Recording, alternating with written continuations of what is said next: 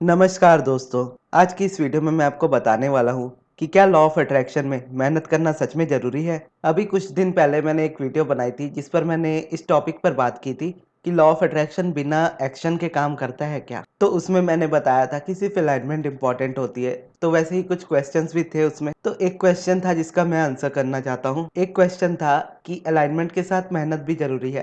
तब वहाँ से मुझे इस वीडियो का आइडिया आया कि हमारे अराउंड बहुत सारे ऐसे बिलीव्स हैं जो हमें हमारी डिज़ायर से टोटली अपोजिट कर देते हैं और हमें पता भी नहीं चलता और वो चीज़ हमारे से दूर हो जाती है जबकि हम उस चीज़ को डिज़र्व करते हैं। तो इस चीज़ को मैं एकदम सिंपल से सिंपल लैंग्वेज में समझाने की कोशिश करूंगा। तो अभी जो मैं आपको बताऊंगा उस पर आप पूरा ध्यान दीजिएगा। सबसे पहले तो रियलिटी नाम की कोई चीज़ होती नहीं है दुनिया में। रियलिटी वही होती है जो आप चूज करते हो अपनी लाइफ में, और चूज करते हो आप उसे अपने थॉट्स और अपने फीलिंग से, अपने इमेजिनेशन से, यानी शॉर्ट में कहूँ तो आपके फोकस से। जहाँ आपका फोकस होगा वो आपकी रियलिटी होगी, चाहे आपको वो चीज़ पसंद आए या आपको ना आए। यूनिवर्स अपने काम में बहुत ज़्यादा माहिर है। आपको चाहे जो चीज़ चाहिए हो या आपको ना चाहिए हो, अगर आपका फोकस उस चीज़ पर है, आप उस चीज़ को फील करते हैं, तो वो चीज़ अच्छी हो या बुरी हो वो आपकी लाइफ में आ जाती है। अब इसको मैं जोड़ता हूँ हमारे टॉपिक से, जो कि है कि क्या लॉ ऑफ अट्रैक्शन में मेहनत भी करना ज़रूरी है। तो इसका आंसर होगा बिल्कुल भी नहीं, 0%। और एक अब्राहम का स्टूडेंट होने के नाते मैं तो ये बोलूँगा कि आप जितनी ज़्यादा मेहनत करते हो आप उतना ज़्यादा फँसते चले जाते हो, क्योंकि जितना ज़्यादा मेहनत करोगे उतने कम रिजल्ट्स मिलेंगे, या ऐसा भी हो सकता है कि मेहनत आप करोगे रिजल्ट्स कोई और लेकर जाएगा। और इसका एग्जाम्पल मैं क्या बताऊँ आपको, आपने खुद ही अपने अराउंड अपने वर्क प्लेस में देखा होगा कि मेहनत आप करते होंगे और प्रमोशन उस इंसान को मिलता होगा जो बिल्कुल भी मेहनत नहीं करता। क्योंकि यूनिवर्स कभी भी आपकी मेहनत को नहीं देखता, यूनिवर्स हमेशा आपकी अलाइनमेंट को देखता है, या अलाइनमेंट को एक वर्ड में कह दूँ तो मैं प्यार को देखता है। यानी अगर आपको पैसे और प्रमोशन से प्यार है तो आपको पैसे और प्रमोशंस मिलेंगे। अगर आपको सिर्फ अपने काम से प्यार है तो आपको अपने काम से ही प्यार मिलेगा। और अगर आपको अपनी मेहनत से प्यार है तो आप मेहनत को ही ज़्यादा अट्रैक्ट करोगे लाइफ में, क्योंकि वाइब्रेशंस कभी भी अपोजिट नहीं हो सकती। आप जो वाइब्रेशन यूनिवर्स को दोगे, यूनिवर्स उसी तरह की सिचुएशंस को आपकी लाइफ में क्रिएट करता है। यानी अगर आप कड़ी मेहनत करने पर फोकस करोगे तो यूनिवर्स आपसे और कड़ी मेहनत कराएगा। और मेहनत एक तरह से खुद में रेजिस्टेंस होती है, वो कैसे वो भी मैं आपको समझाता हूँ। जैसा मैं आपसे कहता हूँ कि अलाइनमेंट ही सबसे ज़्यादा ज़रूरी है। जब तक आपकी अलाइनमेंट नहीं होगी वो चीज़ आपके लिए ईजी नहीं हो पाएगी जो आप करना चाहते हो। और उसमें आप जितने एक्शंस लेने की कोशिश करोगे आप उतनी बार फेल होंगे। और कई बार हमारा बिलीफ होता है कि अगर हम बहुत ज़्यादा मेहनत करें और बहुत बार फेल हो, लेकिन एट द एंड हम पास ज़रूर होते हैं, सक्सेस ज़रूर होते हैं।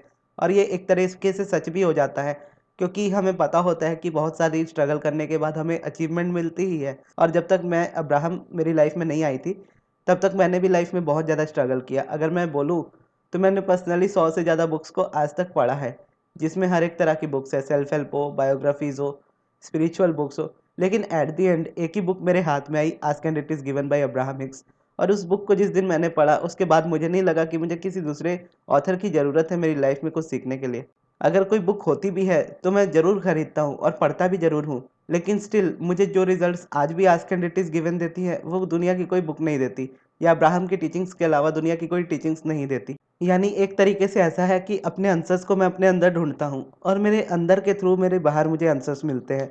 यानी अगर किसी पर्सन की, किसी बुक की मुझे ज़रूरत होती है तो मुझे इनर सेल्फ ही बता देता है कि तुम्हें इस चीज़ की ज़रूरत है। अब एक स्ट्रगल और एक अलाइनमेंट का मैं आपको बेसिक सा एग्जांपल बताता हूँ। जब हम कार चलाना सीखते हैं या फिर बाइक चलाना सीखते हैं या साइकिल चलाना भी सीखते हैं, तो शुरुआत में हमें कुछ भी नहीं आ रहा होता। इवन जब हम कार चलाना सीखते हैं तो चलाते समय हम ब्रेक्स को भी बहुत ध्यान से देखते हैं, एक्सेलरेटर को भी बहुत ध्यान से देखते हैं, क्लच को भी ध्यान से देखते हैं। और हमें बताया जाता है कि हमें ऐसे ऐसे गाड़ी चलानी है तो हम अपने चलाने की कोशिश करते हैं, और हमारे साथ में सिखाने वाला भी हमें होता है। तो वो एक तरीके से बेसिक्स हमें समझा देता है। लेकिन जब हमें गाड़ी सच में सीखने की बारी आती है तो हमें गाड़ी को खुद ही रोड पर लेकर जाना पड़ता है। और उस वक्त हमारे लिए एक कितनी बड़ी स्ट्रगल होती है कि गाड़ी को रोड पर लेकर जाना, दूसरी गाड़ी से बचना, अपनी गाड़ी को अच्छे से चलाना, गाड़ी बीच में बंद ना हो, इतनी सारी चीज़ों का हम ध्यान देते हैं। लेकिन एक बार जब हम गाड़ी चलाना शुरू कर देते हैं, हमें आ जाती है अच्छे से चलानी, तो उसके बाद हम अपनी गाड़ी स्टार्ट करते हैं और जहाँ पहुँचना होता है ईज़िली पहुँच जाते हैं। और इवन रोड्स भी हमारे माइंड में इतनी ज़्यादा बैठी होती है कि हमें कई बार ये भी नहीं पता होता कि हम किस रोड से आए हैं। या अगर एक ही रूट पर हमारा आना-जाना होता है हमेशा, तो हम कभी दूसरी जगह पर जाने के लिए भी निकलते हैं, तो कहीं न कहीं हम सोचते हैं कि हम उसी रूट से जा रहे हैं, इस तरीके से होता है। तो ये होती है अलाइनमेंट, कि जब आप गाड़ी चलाना सीखते हो, तो उस वक़्त थोड़ी-थोड़ी रेज़िस्टेंस होती है कि आपको पता नहीं होता आपको कैसे चीज़ों को करना है, आप सीख रहे होते हो नए-नए। सब कुछ हम जान रहे होते हैं कि क्या क्लच होता है, क्या गियर होता है, क्या एक्सेलेरेटर होता है, क्या ब्रेक होता है। लेकिन वही चीज़ सोचिए जब हम गाड़ी चलाना सीखते हैं और जो चीज़ हमें आ नहीं रही होती है, वही आने वाले टाइम में इतनी ज़्यादा नॉर्मल हो जाती है कि हम ईज़िली बिना देखे भी गियर्स को चेंज करते हैं, बिना देखे भी क्लच दबाते हैं, बिना देखे भी एक्सेलरेट करते हैं और अपनी गाड़ी को ईज़िली एक जगह से दूसरी जगह पर लेकर जाते हैं। उसी तरीके से अलाइनमेंट होती है। तो अब ये सुनने के बाद हो सकता है आपका ये क्वेश्चन हो कि हाँ ठीक है, आपने इस चीज़ को अच्छे से समझाया, लेकिन अलाइनमेंट में आने के लिए भी, कार सीखने के लिए भी हमें पहले तो मेहनत करनी पड़ी ना। पहले तो हमने स्ट्रगल किया, बाद में वो चीज़ आपके लिए रियलिटी बनी, बाद में वो चीज़ आपके लिए अलाइनमेंट में हुई। बस इसमें एक छोटा-सा ट्विस्ट है जो आपको समझना है कि जब आप कार चलाना सीख रहे थे, तो मोस्टली कार चलाना सीखने के लिए हमारा माइंडसेट वैसा नहीं होता कि हम बहुत ज़्यादा स्ट्रगल कर रहे हैं। हम कार चलाने के प्रोसेस को एन्जॉय करते हैं कि मुझे कार चलाना अच्छा लग रहा है। भले ही बंद हो रही है गाड़ी, मुझे थोड़ा डर भी लग रहा है चलाने में, नर्वस भी फ़ील कर रहा हूँ, वो ठीक है। लेकिन मैं इस प्रोसेस को एन्जॉय कर रहा हूँ कि कैसे कार चलाई जाती है। और कार चलाते वक़्त भी आपको ये पता होता है कि आने वाले टाइम में ये चीज़ आपके लिए नॉर्मल होगी और आप इस चीज़ को ईज़िली चला पाओगे। क्योंकि ये कार है, इसे मैं चलाना सीख सकता हूँ। ये कोई गवर्नमेंट का एग्ज़ाम नहीं है जो पाने में मुझे स्ट्रगल लगे, या ये स्पेसिफ़िक पर्सन नहीं है जिसमें मुझे मेहनत करनी पड़े। अब आप थोड़ा-थोड़ा समझ रहे होंगे कि मैं क्या कहना चाहता हूँ। अब इस चीज़ को मैं जोड़ता हूँ और फिर आपको समझाता हूँ। मेरा कहने का ये मतलब है कि जब हम कार चलाना सीखते हैं, तो हम उस प्रोसेस को पूरी तरीके से एन्जॉय करते हैं। लेकिन जब हम अपनी लाइफ़ में कोई चीज़ मैनिफेस्ट कर रहे होते हैं, जैसे गवर्नमेंट जॉब हो या स्पेसिफ़िक पर्सन हो या अपनी हेल्थ हो, तो उस चीज़ में हम इतना ज़्यादा डर जाते हैं कि वो चीज़ हमें नहीं मिलेगी तो क्या होगा? जबकि कार की सिचुएशन में ऐसा नहीं होता। कार को आप एन्जॉय करते हो सीखते हुए। इसलिए कार में हमें मेहनत या स्ट्रगल वाली कोई चीज़ नहीं लगती। लेकिन जब हम कोई गवर्नमेंट का एग्ज़ाम दे रहे होते हैं और हमें पता होता है कि इतने लोग इस चीज़ के लिए ट्राई कर रहे हैं और इतने में इतने लोगों का एग्ज़ाम में होगा और उसमें से इतनी सीट्स हमें मिलेंगी और उसमें भी ये कैटेगरी में हमें मिलेगा या नहीं मिलेगा, इतने सारे सवाल होते हैं और इस सवाल का एक ही जवाब निकल कर आता है कि हमें कड़ी मेहनत करनी होगी। तो ऐसा दुनिया का कोई भी इंसान नहीं होता होगा जो अपने एग्ज़ाम्स के लिए मेहनत नहीं करता होगा। जिसे सचमुच में गवर्नमेंट जॉब में जाना है, हर वो पर्सन बहुत ज़्यादा मेहनत करता है, लेकिन स्टिल होता उन्हीं का है जो अलाइनमेंट में होते हैं। यानी जिनको अपनी स्ट्रगल पर भी पूरी तरीके से भरोसा होता है कि अगर मैं इतनी स्ट्रगल करूँगा तो मेरा फिक्स है कि हो जाएगा, तो उनका हो जाता है। लेकिन मोस्टली लोगों की रेजिस्टेंस ये होती है कि अगर मैं मेहनत नहीं करूँगा तो मेरा नहीं होगा, ये रेजिस्टेंस हो जाती है। क्योंकि आप एक तरीके से अपनी डिज़ायर के मैनिफेस्ट होने को अपनी मेहनत से जोड़ देते हैं कि अगर मैं मेहनत नहीं करूँगा तो ये चीज़ नहीं होगी, या अगर मेरी किस्मत में नहीं है तो ये चीज़ मेरे लिए नहीं होगी। और जब हम अपना सारा फ़ोकस मेहनत पर डाल देते हैं, तो सबसे बड़ी गलती हम ये करते हैं कि हम अपने प्रोसेस को एन्जॉय करना भूल जाते हैं। यानी कोई अगर हम प्रोसेस कर रहे हैं अपनी किसी चीज़ को मैनिफेस्ट करने के लिए, तो बस इसीलिए करते हैं कि अगर वो चीज़ नहीं की तो वो चीज़ मुझे नहीं मिलेगी जो मुझे चाहिए। यानी अगर मैं मेडिटेशन करने के लिए आपको कहूँ, तो मोस्टली लोग ये सोचते हैं कि अगर मैं मेडिटेशन नहीं करूँगा या नहीं करूँगी, तो मेरी लाइफ़ में कुछ मैनिफेस्ट नहीं होगा। जबकि ऐसा नहीं है। मैनिफेस्टेशन आपकी मेडिटेशन से जुड़ी हुई नहीं है, मैनिफेस्टेशन आपकी अलाइनमेंट से जुड़ी हुई है। और जब आपके माइंड में ये चीज़ आ जाती है कि अगर मैं मेडिटेशन नहीं करूँगा तो ये चीज़ मैनिफेस्ट नहीं होगी, तो कहीं न कहीं आप अपने माइंडसेट को मेहनत वाले माइंडसेट पर ले जाते हो, स्ट्रगल वाले माइंडसेट पर लेकर जाते हो कि ये चीज़ मैं नहीं करूँगा तो ये चीज़ नहीं होगी। अगर मुझे ये चीज़ चाहिए तो मुझे ये चीज़ करनी पड़ेगी, नहीं चाहते हुए भी करनी पड़ेगी। लेकिन ऐसा बिल्कुल भी नहीं है। अब्राहम हमेशा यही कहती है कि आपको जो चीज़ करने की इच्छा ना हो, बिल्कुल ना करें उस चीज़ को। क्योंकि आपको प्रोसेस को एन्जॉय करना होता है। यानी अगर मैं अपनी पूरी लाइफ़ को बताऊँ, तो जब मेरी लाइफ़ में बहुत ज़्यादा रेज़िस्टेंस था, यानी जब मैं अपने हेल्थ इश्यूज़ से बहुत ज़्यादा गुज़र रहा था और जब मैंने इस चीज़ को फ़ॉलो करना शुरू किया था, तो मैंने मेडिटेशन से ही स्टार्ट किया था। और शुरू में मेरे लिए उस वक़्त मेडिटेशन मुझे ईज़ी लग रहा था, क्योंकि मेडिटेशन में मुझे थॉट्स को कंट्रोल करने की ज़रूरत नहीं थी, कि मुझे ऐसा नहीं था कि मैं ये थॉट सोचूँ, मैं वो थॉट सोचूँ। मैं बस थॉट्स को रिलीज़ करके रेज़िस्टेंस को रिलीज़ कर रहा था। और उस चीज़ को मैंने बहुत ज़्यादा एन्जॉय किया था, क्योंकि कुछ-कुछ बातें हैं जो अब्राहम ने मेरी लाइफ़ में बहुत शुरू में ही क्लियर कर दी थी। ये जर्नी जब शुरू हुई थी तभी क्लियर कर दी थी, कि एक तरीके से उनका वादा भी था ये, और एक तरीके से उनकी मान लो शर्त भी थी कि ना तो मैं आपको मेहनत करने दूँगी, ना ही आपको किसी तरीके की स्ट्रगल करने दूँगी और ना ही आप उस चीज़ को करने की कोशिश भी करोगे। लेकिन स्टिल आपको आपकी लाइफ़ में हर वो चीज़ मिलेगी जो आपको चाहिए। और अब्राहम की इस बात पर बिलीव करना मेरे लिए बिल्कुल भी मुश्किल नहीं था, क्योंकि मैं पिछले 5-6 साल से बहुत ज़्यादा स्ट्रगल कर ही रहा था, लेकिन मेरी लाइफ में कोई भी चेंजेस मुझे आज तक नहीं दिखा था, सिवाय मेरी रेजिस्टेंस के बढ़ने के। तो देखा जाए तो मेरे पास कोई दूसरा ऑप्शन था भी नहीं अब्राहम की बात मानने के अलावा। और वैसे भी उनकी बातें इतनी ज़्यादा अच्छी लगी थी कि मैं इजीली मान गया था उनकी बातें कि वो सच है। और लास्ट ईयर की बात है ये, मैं उस वक्त 26 साल का था और मई महीने से मैंने रूटीन को शुरुआत की थी अपनी। और 26 की उम्र तक मेरी लाइफ में मेरे पास कुछ भी नहीं था। ना मेरे पास करियर था, ना मेरे पास पैसे थे, ना मेरी किसी से कुछ ख़ास बनती थी, ना मेरे कोई दोस्त हुआ करते थे ज़्यादा। इवन मैं फैमिली से भी बहुत ज़्यादा डिस्कनेक्ट हो गया था। एक तरीके से मैं बोलूँ तो ये मिरेकल था कि मेरी लाइफ में मुझे बचाया गया यूनिवर्स की तरफ से। क्योंकि जैसी कंडीशन में मैं आ चुका था, अगर मैं अपनी लाइफ को ख़त्म नहीं करता, तो मेरे थॉट्स मुझे खुद ख़त्म कर देते। इस तरीके की सिचुएशन में मैं आ चुका था। क्योंकि मैं वैसे तो अपनी लाइफ में बहुत ज़्यादा ब्रेव इंसान रहा हूँ कि कभी मैं इस तरीके का कदम नहीं उठा सकता कॉन्शियसली। लेकिन अगर वो चीज़ सबकॉन्शियसली मेरे माइंड में बैठ जाती है, तो वो चीज़ नेचुरल हो जाएगी मेरे लिए। मुझे कुछ करना नहीं पड़ेगा, वो चीज़ खुद हो जाएगी। मुझे याद है आज भी पिछले साल की बैसाखी की बात है और बैसाखी के अगले दिन ही मेरा बर्थडे भी होता है। तो 14 अप्रैल की बात है पिछले साल की, जब मैं गुरुद्वारे में ही रो रहा था और मदद माँग रहा था कि मेरी लाइफ़ को अब मुझे चेंज करना है। मुझे कैसे भी करके बचा लो, या तो अपने पास बुला लो। मतलब कुछ भी करो, लेकिन मुझे इस चीज़ में से बाहर निकालो। तो जीने की इच्छा मेरी ज़्यादा थी। खुद की लाइफ़ को बदलने की भी इच्छा बहुत थी। तो इसीलिए यूनिवर्स ने और भगवान ने मुझे बचाया और मुझे एक नई लाइफ़ दी। डिप्रेशन में था और सोशल एंग्ज़ायटी थी मुझे, तो मैं बाहर जाना ज़्यादा पसंद नहीं करता था। इवन डॉक्टर के पास भी इसीलिए नहीं जाता था, क्योंकि वहाँ जाकर भी मुझे बताना पड़ेगा कि मेरी प्रॉब्लम क्या है। और एंग्ज़ायटी में आप इतने ज़्यादा अंदर से इंट्रोवर्ट हो जाते हो कि आप बाहर किसी से बात भी नहीं करना चाहते। तो ऐसी सिचुएशन में मुझे हेल्प की ज़रूरत थी, लेकिन स्टिल मैं हेल्प भी नहीं ले रहा था किसी से, कि मेरी लाइफ़ में इतनी भी मेरे अंदर हिम्मत नहीं थी कि मैं जाके डॉक्टर से मिल लूँ, डॉक्टर से बात कर लूँ कि मेरी लाइफ़ में ऐसा हो रहा है, ये उनको बता सकूँ। तो उस वक़्त कुछ ऐसा हुआ मेरी लाइफ़ में कि बहुत ज़्यादा रेज़िस्टेंस आई और मैं बहुत ज़्यादा रोया, और उस दिन इतना ज़्यादा रोया कि मेरी बहन ने मुझे किसी तरीके से कन्विंस कर लिया डॉक्टर के पास जाने के लिए। जबकि मेरी लाइफ़ में ऐसा था कि मैं बिल्कुल भी डॉक्टर्स के पास नहीं जाता था, चाहे मुझे कुछ भी हो जाए, मैं डॉक्टर के पास नहीं जाता था। एक तरीके से देखा जाए तो ये मेरी एंग्ज़ायटी थी जो मुझे अलाउ नहीं करती थी कि मैं डॉक्टर के पास जा सकूँ। लेकिन किसी तरीके से मुझे मेरी बहन ने मना लिया, और उस दिन जब मैं रोया था, तो रोते ही मेरा रेज़िस्टेंस बहुत ज़्यादा कम हो गया था। और जब मैं डॉक्टर के पास गया तो डॉक्टर से मैंने ईज़िली बात भी की, उनको अपनी बात भी बताई। उन्होंने भी मुझे बहुत अच्छे से बात की, मुझे बहुत अच्छे से समझाया और मुझे ऑलमोस्ट शायद 21 दिनों की मेडिसिन दी थी और उसके बाद दोबारा से बुलाया था। और ये मई महीने की बात है, 10 या 11 या 12 ऐसी कुछ तारीख की बात है जब मैं डॉक्टर के पास गया था। तो मई महीने में जब मैं डॉक्टर के पास गया, उन्होंने मेडिसिन दी, तो मुझे मेडिटेशन करना था। इतना मैं समझ चुका था कि अब मुझे मेडिटेशन से ही अपनी लॉ ऑफ अट्रैक्शन जर्नी को स्टार्ट करना है। लेकिन उस वक़्त मेरा माइंड बहुत ज़्यादा डाइवर्ट था। ईज़िली मैं बैठ नहीं पाता था मेडिटेशन में, क्योंकि डिप्रेशन की वजह से ऐसी सिचुएशन बनी हुई थी लाइफ़ में। लेकिन जब मैंने मेडिसिन स्टार्ट की, तो कुछ 2 हफ्तों के बाद मेरा माइंड काफ़ी ज़्यादा शांत हो गया। और जब शांत हो गया तो मैं मेडिटेशन करने के काबिल हो गया। यानी मुझे अब लगने लगा था कि मैं मेडिटेशन कर सकता हूँ। उसके बाद मैंने मेडिटेशन स्टार्ट किया और उसके बाद डॉक्टर ने मुझे बुलाया था 1 हफ्ते बाद। लेकिन स्टिल मुझे इतना बात समझ में आ चुकी थी कि अब मेरे अंदर डिप्रेशन नहीं है। मुझे लगता था कि मेरा डिप्रेशन उसी दिन खत्म हो गया जिस दिन मैं रोया और मैंने डॉक्टर से जब बात की। मेरा डिप्रेशन तभी खत्म हो गया था, अगर देखा जाए तो।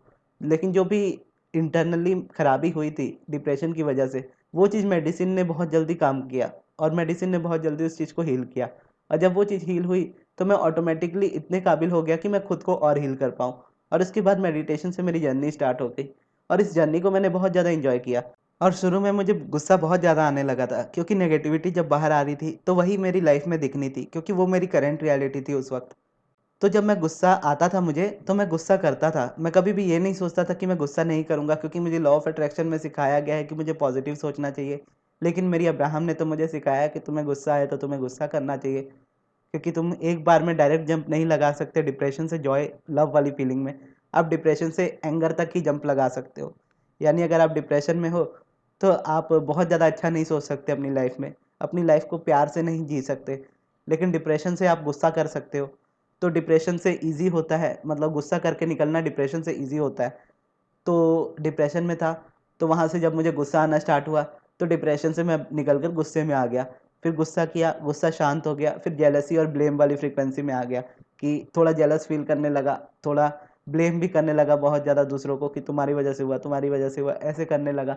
तो वो चीज़ में से भी तुरंत निकल गया। यानी जैसा अब्राहम ने कहा था कि तुम्हें कभी भी अपनी एनर्जीज़ को होल्ड करके नहीं रखना है। अगर तुम्हें गुस्सा आ रहा, तुम गुस्सा करो, जेलस फ़ील कर रहे हो, जेलस भी फ़ील करो। ब्लेम भी करो, लेकिन तुम ये ध्यान रखो कि तुम्हें इसमें हमेशा नहीं रहना, तुम परमानेंटली रहने नहीं आए हो इसमें। तुम इस वाइब्रेशन का यूज़ कर रहे हो ताकि तुम इस वाइब्रेशन से बाहर आ पाओ। जब वो सारी चीज़ें कर ली, वो आप कितना गुस्सा करोगे, आप उतना ज़्यादा बुरा फ़ील करोगे, और जितना बुरा फ़ील करोगे, उतनी आपकी डिज़ायर होगी कि आप अच्छा फ़ील करो, और जितना आप बुरा फ़ील करोगे, उतना आप उस चीज़ से थक के बाहर निकल जाओगे। यानी ज़्यादा दिन तक आप उस वाइब्रेशन में रह भी नहीं पाओगे। तो मैंने उस गुस्से को भी एन्जॉय किया, जेलसी को भी एन्जॉय किया, जो कि मैं कभी फ़ील ही नहीं करता था किसी के लिए। उस चीज़ को तक को मैंने अपने ऊपर रखा। जेलसी, ब्लेम, एंगर, फ्रस्ट्रेशन, ये सारी चीज़ों में से फिर मैं जब बाहर निकला, तो इस फ्रीक्वेंसी से बाहर निकलने के बाद मैं शांत हो गया। शांत होने के बाद एक होप मिली मुझे कि अब मेरी लाइफ़ में सब ठीक होगा। और उसके बाद मुझे बिलीव होने लगा, जैसे-जैसे यूनिवर्स, जैसे अब्राहम ने मुझे सिखाया था, तो अब्राहम के टीचिंग्स को जैसे-जैसे मैं फ़ॉलो करता जा रहा था, क्योंकि मेहनत मुझे करनी नहीं पड़ रही थी, मैं बस मेडिटेशन कर रहा था। और मेडिटेशन करते-करते मैं अंदर से इतना ज़्यादा हील हो गया कि मुझे खुद मेरी इम्पल्स के थ्रू समझ में आने लगा कि मुझे नेक्स्ट क्या करना है। तो उसके बाद मैं वीडियोज़ बनाना स्टार्ट की दोबारा से। तो उसी वक़्त मैंने स्टार्ट कर दी थी, लेकिन शुरू में मुझे बहुत ज़्यादा मेहनत लगती थी वीडियो बनाने में। 1-1 हफ़्ते लग जाते थे एक वीडियो को बनाने में, क्योंकि मैं अब्राहम की वीडियो को इंग्लिश में देखता था, इंग्लिश में लिखता था, हिंदी में ट्रांसलेट करता था, फिर हिंदी में बोलता था, और उसके बाद जाके मुझे समझ में आती थी कि अब्राहम ने बोला क्या है इसमें, क्योंकि अब्राहम के एक्सेंट मुझे इतना ज़्यादा डिफ़िकल्ट लगता था। तो फिर उस चीज़ को समझने के बाद मैं इस बात को समझ गया, ये चीज़ मुझे दोबारा से रियलाइज़ हुई कि मैं मेहनत करने की कोशिश कर रहा हूँ। और जैसा अब्राहम कहती है कि अगर आप मेहनत कर रहे हो तो आप अलाइनमेंट में नहीं हो, आप अलाइनमेंट में आओ, आपके लिए एक्शन ईज़ी हो जाएँगे। आपको एक्शन लेना नहीं पड़ेगा, आप खुद करोगे उस चीज़ को। वो इतना ज़्यादा ईज़ी हो जाएगा जितना आप उठकर ब्रश करते हो, वो जितना ईज़ी है उतना ईज़ी होगा। तो फिर मैं और अच्छे से समझने लगा, क्वेश्चंस पूछा अब्राहम से, यूनिवर्स से, कि कैसे इस चीज़ को करूँ कि मुझे वीडियोज़ देख के वीडियो ना बनानी पड़े, मैं खुद से वीडियो बना पाऊँ। तो अचानक से मेरे माइंड में पता नहीं क्या आया कि मैंने सोचा कि अब मैं अब्राहम की वीडियो नहीं देखूँगा, अब मैं खुद से वीडियो बनाऊँगा, कि जैसा मुझे अच्छा लगेगा मैं वैसे वीडियो बनाऊँगा। और उसके बाद मुझे याद है मैंने 17 सेकंड वाली वीडियो बनाई थी, 17 सेकंड टेक्नीक पर, जो कि खुद अब्राहम की ही टेक्नीक है। तो उसको मैंने अपने एक्सपीरियंस के थ्रू शेयर किया था कि मैं कैसे उस चीज़ को यूज़ करता हूँ। और जब मैंने उसको बताया था, तो वो लोगों को बहुत ज़्यादा पसंद आई थी, और वो वीडियो बहुत जल्दी बन गई थी। यानी 1 घंटे के भी अंदर वो वीडियो बनकर तैयार हो चुकी थी। और अपलोड करने के बाद भी मुझे रिस्पॉन्स बहुत अच्छा मिला, और उसके बाद से मैं हमेशा वीडियोस बनाता गया, हमेशा अब्राहम की टीचिंग्स को अपने एक्सपीरियंस में समझाता गया, और वो दूसरों को भी बहुत अच्छे से समझ में आने लगी। यानी मेरी लंबी से लंबी वीडियो बनाने में भी मुझे ज़्यादा टाइम नहीं लगता। 1 घंटे से ज़्यादा टाइम मैं किसी भी वीडियो में नहीं देता। वो बात अलग है कि एडिटिंग में अलग टाइम लगता है, और एडिटिंग भी कर लेता हूँ ईज़िली, लेकिन उसमें क्या है, प्रोसेस होने में टाइम लगता है। यानी एक बार सेव करके आप वीडियो को जब एक्सपोर्ट करते हो तो वही ज़्यादा टाइम लेता है। मुझे बनाने में टाइम नहीं लगता। या जब मैं कॉल सेंटर में जॉब करता था, तो मेरे कॉलिंग को लेकर बहुत ज़्यादा रेजिस्टेंस था। मैं कभी सोच भी नहीं सकता था कि मैं किसी से फ़ोन में दोबारा बात करूँगा। इवन मैं अपने फ्रेंड्स तक से फ़ोन पे बात नहीं करता था। उनके फ़ोन में 10-10 सेकंड में काट देता था और बोलता था आ रहा हूँ बस। जो भी बात करनी है मिल के कर लेंगे, लेकिन फ़ोन पे नहीं। इतना ज़्यादा रेजिस्टेंस था। और आज अगर देखो आप मेरी लाइफ़ में, तो मैं पर्सनल सेशंस लेता हूँ। मोस्टली मैं फ़ोन पर ही बात करता हूँ लोगों से। और उस वक़्त ये चीज़ मुझे इतनी मेहनत लगती थी, लेकिन जब इस चीज़ की अलाइनमेंट में आया, तो ये एक्शन ही नेचुरल हो गया। यानी एक तरीके से सीधा ऑर्डर आया मेरे पास, और मैं चाहकर भी उसको मना नहीं कर पाया। और मना नहीं कर पाया, तो वहाँ से मेरी पर्सनल सेशन की जर्नी स्टार्ट हुई। और जब से मैं पर्सनल सेशन ले रहा हूँ, मैं ईज़िली हर एक पर्सन से बात कर पाता हूँ।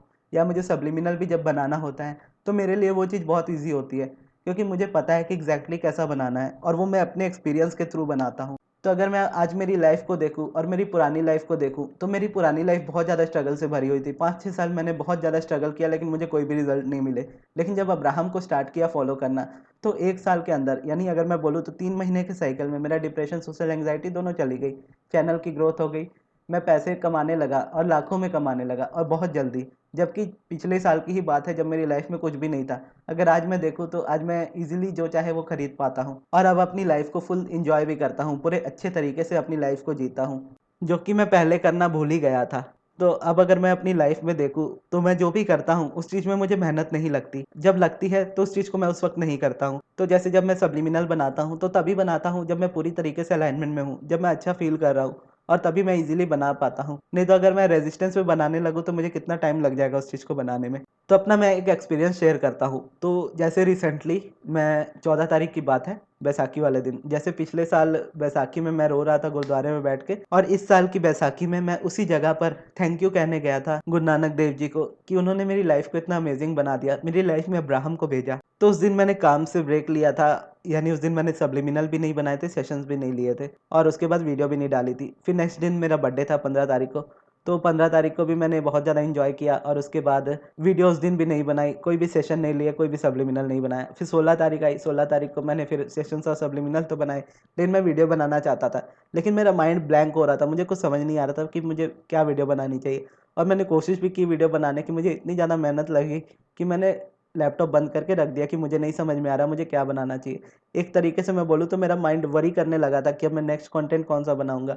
तो फिर मैं समझ गया कि हाँ, मेरा माइंड जा रहा है इस चीज़ पर कि मुझे मेहनत करनी पड़ेगी। और अगर मैं मेहनत पर बहुत ज़्यादा फ़ोकस करने लगूँगा, बहुत ज़्यादा मेहनत करने लगूँगा, तो यूनिवर्स एक तरीके से इस बात को समझने लगेगा कि मुझे मेहनत करना ज़्यादा पसंद है। तो वो इस तरीके की सिचुएशन मेरी लाइफ़ में क्रिएट करेगा कि मुझे हर चीज़ के लिए मेहनत बहुत ज़्यादा करनी पड़ेगी, जो कि मैं नहीं चाहता था। मैं चाहता था कि मेरी वीडियोज़ ईज़िली और एफर्टलेसली बने जैसी मैं हमेशा बनाता हूँ। तो फिर मैंने उस वक़्त छोड़ दिया था और उसके बाद अपना रेस्ट किया थोड़ा, फिर दोपहर को जब मुझे अच्छा लगा तो मैंने सब्लिमिनल बनाए और उसके बाद उनको सेंड भी कर दिया। तो रात में मुझे अपने लिए खुद के लिए सब्लिमिनल बनाना था। तो एक तरीके से मैं भूल गया था कि मुझे सब्लिमिनल बनाना है। तो मेरी एक सब्सक्राइबर ने मुझे मैसेज में बताया कि एक सक्सेस स्टोरी शेयर की सब्लिमिनल की, कि उनको मैंने एक सब्लिमिनल दिया था, उससे उनको रिज़ल्ट्स मिल रहे थे।